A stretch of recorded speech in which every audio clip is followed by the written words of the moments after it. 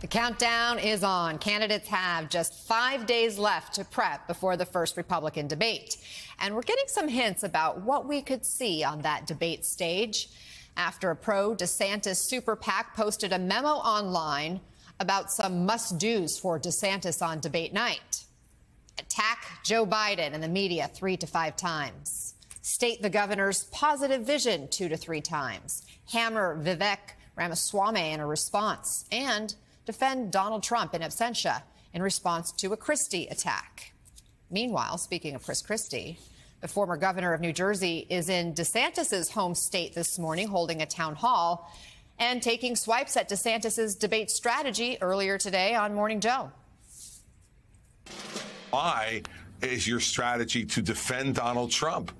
I mean, look, Joe, the guy's going to be, by the time we get on the stage Wednesday, it's possible that Trump could be out on bail. I mean, I don't think that's a calling card for a strong front runner for President of the United States to be out on bail. We got DeSantis focusing on Vivek and saying he wants to defend that. I don't want to defend that, Joe. I want to be on that stage to say to the voters in the Republican Party, let's stop normalizing this conduct. Joining us now, former communications director for Vice President Kamala Harris, Ashley Etienne, and political commentator and former Republican, Ashley Pratt-Oates. Ashleys, 2 Ashleys with me today. It's awesome. It's an Ashley sandwich. Okay, so Ashley Oates, I'll start with you. First, your reaction to Christie going to DeSantis's home turf today. Do you see Christie gaining momentum, or is this just a direct swipe at DeSantis? Well, look, Christie is up in my home state of New Hampshire in the polls, and he just leapfrogged over DeSantis there. But his polling is still under 10%. But it is something to watch, and the governor knows that. So the one thing I do want to point out about Christie is that he has nothing left to lose. The only thing he has here is everything to gain by swinging at Trump, which is what none of the other GOP contenders are doing at this point. Christie knows his base of support isn't going to come from the MAGA right. He knows it's going to come from former Republicans or independents.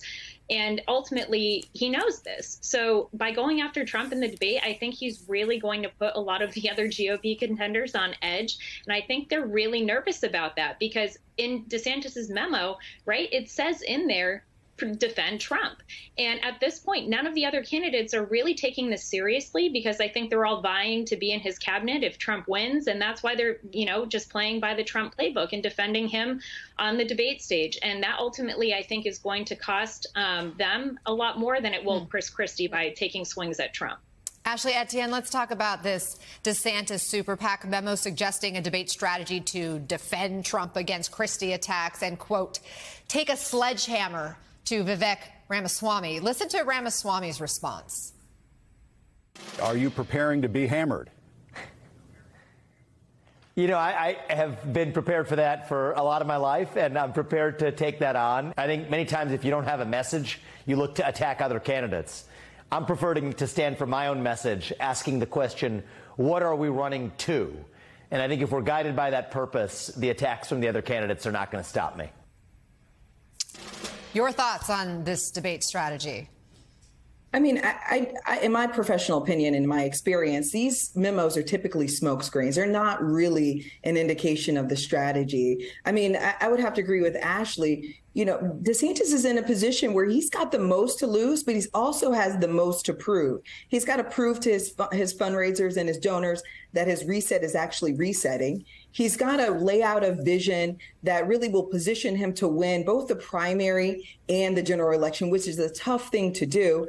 And then the third is he's got to really distinguish himself from the field. I think it's going to be interesting to see how the field actually handles DeSantis, given that he's running in the strong number 2 position. Will they all pile up against him? Will they make race and sort of his woke agenda a focus, especially given that we now know that Republican primary voters are not interested in his woke strategy and they're not interested in talking about Donald Trump. So the pressure and the stakes are incredibly high for DeSantis. I wouldn't overinvest in this memo. I think, he has to stay very focused on his own game because he's got the most to prove.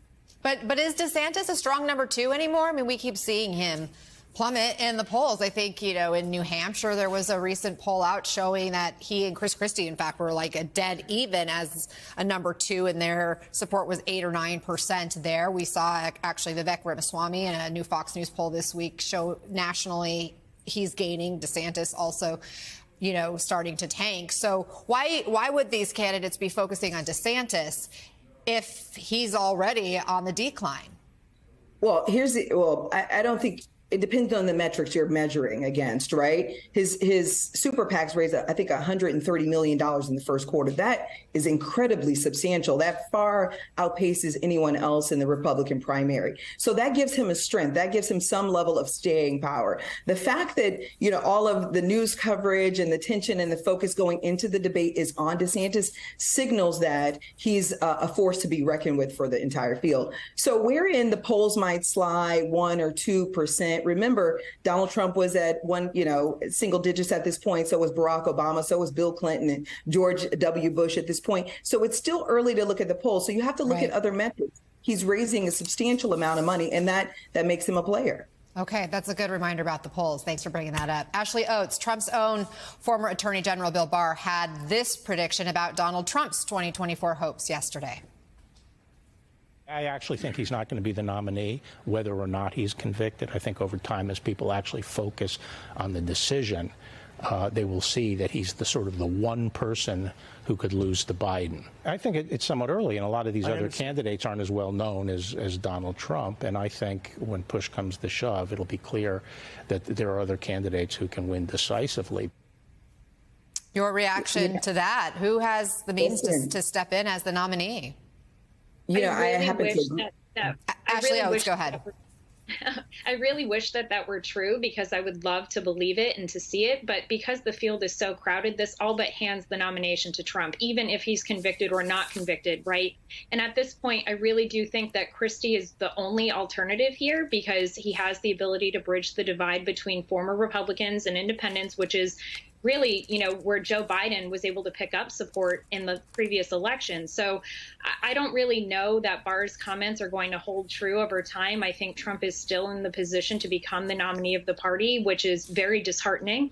The Republican Party has become the party of Trump. They've put his ego as the platform. And because of that, they have fallen very, very hard and fall from, where they used to stand by way of actually supporting platform values. So it is interesting to see the embrace of the GOP of Trump during all of this, and to just really take his side, regardless of whether or not he will be convicted. Again, we don't know that. That's yet to play out. But 4 times indicted, going into a debate and possibly being the nominee really does set unprecedented territory. But voters are showing that they're still strongly in his camp, regardless of how this plays out. So I don't really see this moving forward in that way. But I can only hope.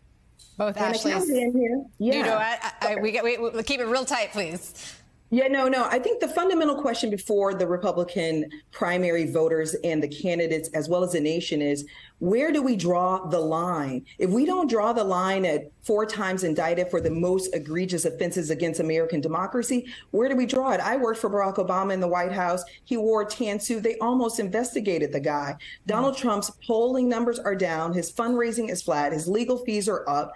He can be beat. There's a New York Times poll that shows that 50% of GOP primary voters are persuadable. So I want to quote Chris Christie here. It begs the question, what are they afraid of? What are they afraid of? He can be beat. Thank you.